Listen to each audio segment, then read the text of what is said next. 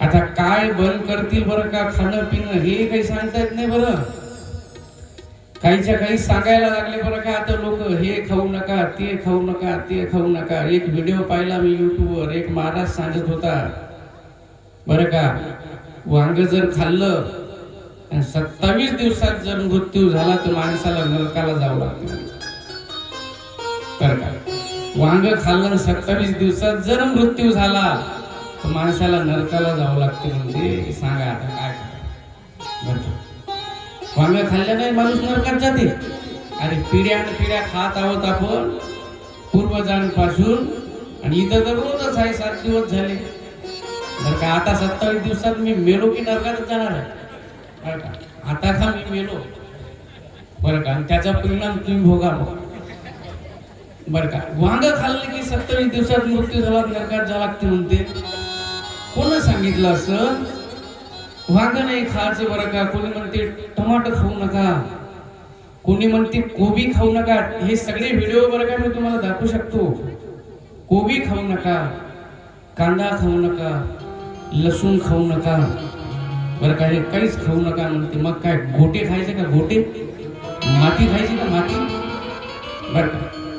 हे खाऊ नका, ते अरे आहे वांग त्रासदायक आहे, त्याचं बीज लवकर पचत नाही म्हणते, पचत नाही.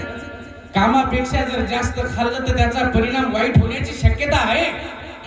ते त्रास देतं ते वांग, त्याचं बीज लवकर नाही पचत, हे बरोबर आहे. पण ते खाल्ल्यानंतर नरकाला जाते, हे कितपत योग्य आहे? हे बरोबर नाही बरं का. हे आपल्या बुद्धीला न पटण्यासारखं आहे. माझा व्हिडिओ आहे, मी या विषयावर बनवलेला. माझ्या इंस्टाग्रामवर जा तुम्ही, माझ्या फेसबुकवर जा, माझ्या युट्यूब चॅनलवर जा, तुम्हाला सापडेल बरं का. वांग खाल्ल्याने माणूस नरकात जात असतो का बरं का. कोणी सांगतं की कांदा खाऊ नका, कोणी सांगतं लसूण खाऊ नका. ठीक आहे, साधक आहे, साधना करणार आहे, तपश्चर्या करत आहे बरं का.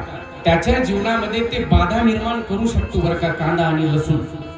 कारण ते तामसी आहे बरं का. काम क्रोधादी विकार वाढण्याची शक्यता आहे कांदा लसूण खाल्ल्यानंतर.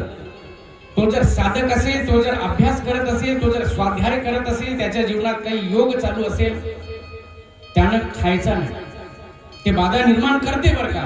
पण सामान्य संसारिक माणसानं जर कांदा आणि लसूण खाणं बंद केलं बरं का, मग बिकट परिस्थिती होण्याची शक्यता.